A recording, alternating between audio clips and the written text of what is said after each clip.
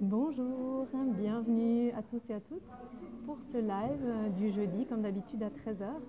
J'ai eu un petit souci internet à l'instant, donc je suis obligée de recommencer, c'est le deuxième live. Et aujourd'hui, j'ai le plaisir d'accueillir Aurore, donc je l'invite. Donc désolée pour celles et ceux qui vont commencer à nous suivre. J'espère que cette fois-ci, ça va marcher.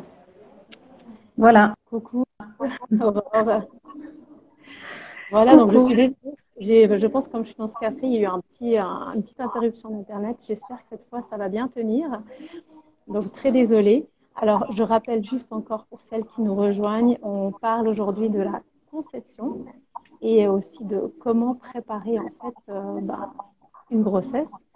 Donc, Aurore, tu as juste commencé à... Parce qu'effectivement, l'idéal, c'est que ça vienne naturellement, mais c'est vrai que souvent, on peut avoir besoin d'être un petit peu préparé en relation justement aussi avec la naturopathie et la symptothermie. Donc, je te laisse, je te donne la parole.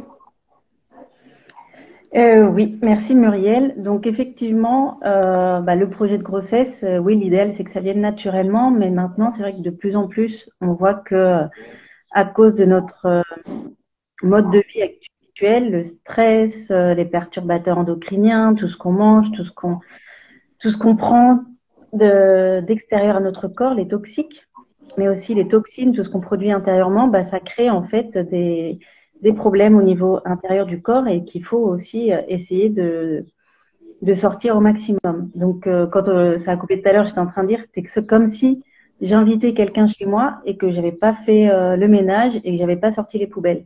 Donc, c'est un petit peu ça, en fait, l'idée de travailler sur son corps avant le projet de concevoir, c'est un petit peu de sortir les poubelles comme ça du corps et de préparer le corps en fait pour qu'il soit le plus sain et propre possible pour accueillir un bébé.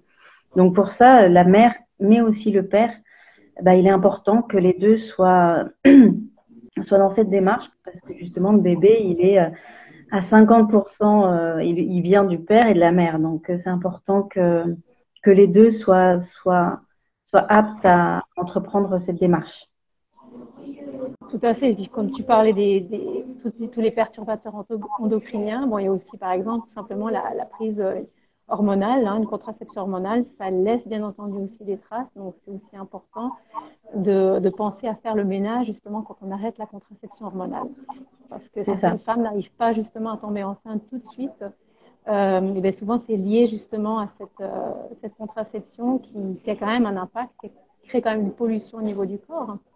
Donc ça, c'est Oui, important de le savoir. Et surtout quand on a atteint un certain âge, quand on approche peut-être de la quarantaine, d'autant plus important peut-être de préparer le terrain sans se stresser, bien entendu, mais il y a quand même peut-être, voilà, c'est important d'y réfléchir en tout cas. oui, on se rend pas forcément compte, mais en fait, les hormones, c'est un équilibre très fragile dans le corps. Et quand une femme prend la pilule pendant des années, il est important aussi de pouvoir essayer de prendre le temps en fait d'évacuer tout ça avant de commencer à vouloir avoir un enfant, parce que c'est quand même des substances qui sont chimiques et qui sont pas bonnes pour le corps et qui justement dérèglent un petit peu tout. On dit justement que il n'y a pas que la pilule, mais si par exemple on n'a pas pris la pilule, il y a par exemple les pesticides. Les pesticides ont un rôle énorme aussi dans la fabrication de la testostérone. Ils peuvent justement inhiber un petit peu cette fabrication et du coup la testostérone est hyper importante pour la fabrication de spermatozoïdes. Donc on voit que c'est vraiment un petit équilibre qu'il faut essayer de maintenir et c'est pour ça que c'est important de prendre le temps de se dire bon voilà, on va accueillir un enfant. Donc, on nettoie la maison avant, le corps, tout ça. Aussi au niveau mental, parce que parfois, tout va bien, mais au niveau mental, on a du mal parce qu'on attend tellement cet enfant que justement, c'est l'idée aussi de dire, voilà, on l'accueille aussi dans les meilleures conditions. Mais du coup, il y a beaucoup de choses à faire pour les parents. Par exemple, comme je parlais des pesticides tout à l'heure, les hommes, on sait que le cycle de la spermatogénèse, c'est 3 mois. Donc, si vraiment on veut avoir des spermatozoïdes qui soient vraiment en bonne condition, en bonne santé et tout, c'est important de dire, voilà, 3 mois avant, minimum, on va essayer de changer notre alimentation, d'essayer de manger avec le moins de pesticides, plus bio, manger de la viande avec le moins d'antibiotiques, ce genre de choses, et vraiment se dire, bon, bah, voilà, on fait aussi en fonction des cycles de notre corps. Donc, la femme a un cycle aussi, donc c'est entre 25 et 35 jours selon les femmes qui ont un cycle régulier. Mais du coup, voilà, là, je parle vraiment des personnes qui n'ont pas de problématiques particulières, parce que, bien sûr, toutes les personnes qui ont des problématiques liées à leur cycle, bon, bah là, ce sera une autre démarche. Mais là, c'est vraiment dans la démarche de ceux qui n'ont pas de problématiques particulières, mais qui veulent quand même, voilà, essayer d'optimiser, pas leur chance, mais d'optimiser en fait la santé future de la maman pendant qu'elle sera enceinte, mais aussi du futur bébé. Et voilà, dans le cas justement de problématiques, donc qu'est-ce qu'on peut mettre en lien avec la symptothermie et la naturopathie? Parce que évidemment, on peut faire plein de choses en naturopathie. À partir de quand, par exemple, toi, tu interviendrais ou voilà, parce que forcément, tu suis des personnes aussi en conception, enfin en mode conception, qui ont un désir de grossesse. Et effectivement, en symptothermie, on voit déjà très bien si il y a comment se présente le cycle. Et donc, toi, concrètement, quand est-ce que tu interviendrais en tant que naturopathe? Quand est-ce que tu proposerais des pistes, je dirais?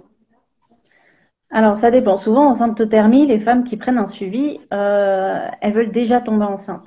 Donc, en fait, elles prennent le suivi pour tomber enceinte, mais c'est vrai que l'idéal, ce serait vraiment de prendre un suivi déjà pour connaître son corps et connaître la méthode pour savoir déjà si notre cycle il est bien équilibré et pour avoir peut-être moins de charge mentale. À se dire, bon, là, je veux être enceinte et je veux que ça se fasse tout de suite. Et se dire, bon, voilà, ça se fera quand le corps sera prêt au niveau physique, mais aussi au niveau mental. Et c'est important de prendre le suivi avant, aussi parce que comme ça, si jamais la femme tombe enceinte, elle connaîtra un petit peu mieux la méthode et elle pourra l'adapter pour ensuite en mode allaitement. Parce que le mode allaitement, j'ai déjà fait avec une femme qui avait accouché et qui a commencé le suivi en mode allaitement. C'est vrai que c'est compliqué parce qu'avec les consultations et le bébé qui se réveille en plein milieu de la consultation, la femme n'est pas forcément apte à être tout le temps là pour observer son corps et puis elle a autre chose à faire. Il faut qu'elle se repose, il faut qu'elle s'occupe de son bébé. Elle a toute une nouvelle gestion de sa vie à mener. Donc c'est vrai que c'est bien de le faire un petit peu en avance pour pouvoir justement se dire, bon voilà, là je le fais sereinement, j'ai le temps. En naturopathie, l'idéal, vraiment l'idéal, ce serait 9 mois avant, c'est-à-dire une gestation avant la gestation. Mais je sais que ça, c'est vraiment quand on a un projet de bébé, enfin sur le long terme, souvent le projet bébé, il se fait et puis c'est souvent rapide. On a envie de tomber enceinte rapidement, mais c'est vrai que 9 mois, c'est l'idéal. Après, je dirais plutôt 3 mois minimum avant la gestation, si on veut vraiment travailler sur justement le microbiote, faire une petite détox avant, quelque chose comme ça. Donc ça, c'est vraiment 3 mois minimum, 4 mois, 6 mois, ce serait vraiment l'idéal si on part pas sur les 9 mois. Parce que le microbiote, il est important aussi à rééquilibrer parce que c'est en partie, il va être transmis au bébé, en partie par la mère. Et du coup, le papa aussi, en fait, il le transmet à sa compagne, justement, lors des rapports intimes. Donc c'est important aussi que les deux fassent cette démarche. Donc voilà, je pense que c'est important de voir aussi dans quel état sont les deux parents, surtout la maman, parce que par exemple, si on veut faire une petite détox avant le projet bébé, il faut être sûr que la maman soit en état, qu'elle soit pas déminéralisée, qu'elle puisse soutenir vraiment, enfin que son corps puisse soutenir la détox. Et du coup, si c'est pas le cas, il faudra faire un petit travail en amont de reminéraliser un petit peu, de travailler sur les émonctoires, les portes de sortie du corps, si jamais ils sont bouchés ou fermés. Donc c'est pour ça, quand je parle de détox, il faut vraiment faire attention et pas la faire n'importe comment en se disant, bon, voilà, je fais une détox, je sors tout. Sauf que non, si les portes de sortie sont bouchées, ça peut faire plus de dégâts que de bien. Donc, je pense qu'il faut vraiment prendre ce temps-là, 3 mois minimum, vraiment. Je pense que c'est la base. Et en cycle aussi. C'est ce qu'on dit en symptothermie. J'allais te dire, Voilà. j'allais le dire parce que c'est vrai que ça permet vraiment de voir comment se présente le cycle, si on a une bonne phase lutéale, par exemple, ou pas. Donc, il y a vraiment, ça vaut le coup vraiment de s'y mettre un petit peu avant. Et comme tu disais, c'est vrai que le mode allaitement, c'est plus difficile quand on ne connaît pas encore son corps de retrouver ses repères quand on n'a jamais fait la symptothermie avant. Donc, c'est vrai qu'il y a beaucoup d'atouts à commencer un petit peu en avance. Oui, en plus, on peut mettre le suivi en pause. Donc c'est ça qui est bien, c'est-à-dire qu'on peut commencer en le suivi. Bon, je préconise quand même un suivi sécurité avec des consultations parce que là c'est quand même pour parler de conception, c'est quand même mieux parce que ah mince, ça bloque encore. Ah, c'est bon. Bon là? Ah J'ai voilà. j'ai eu des messages qui rentrent et c'est pour ça que je crois que ça stoppe. Excuse-moi. Oui, Mais c'est bon. J'ai cru que ça allait s'arrêter, mais c'est bon. c'est tout bon. Oui. Ce que je disais, oui, c'est que c'est mieux de commencer avec le suivi sécurité si on n'a pas de problématique particulière, plutôt que le suivi sérénité. Mais là, c'est vraiment bien parce que les consultations peuvent vraiment parler en fait de la problématique ou de l'hygiène de vie de la personne. Alors que si on prend juste un suivi apprentissage sans consultation, c'est vrai que c'est difficile pour moi en fait de pouvoir conseiller au mieux. Le suivi apprentissage, il est vraiment là pour les personnes qui veulent apprendre la méthode et c'est tout. Et qui s'appuient sur le manuel. Alors qu'en conception, je trouve que c'est vraiment bien pour pouvoir conseiller la personne, lui donner des petites astuces pour optimiser la fertilité ou la phase lutéale, ce genre de choses que j'ai du mal à faire hors consultation parce que si je connais pas la personne, si je discute pas avec elle plus amplement, c'est difficile de pouvoir lui donner des conseils vraiment adaptés à sa situation. Et donc là, on peut commencer, puis on peut mettre en pause si la personne tombe enceinte, on peut mettre en pause et puis reprendre sereinement une fois qu'elle l'aura décidé en mode allaitement. Voilà, donc il y a vraiment plein d'atouts à s'y mettre un peu avant. Et du coup, donc tu parlais justement des fameux suivis, donc sécurité, sérénité.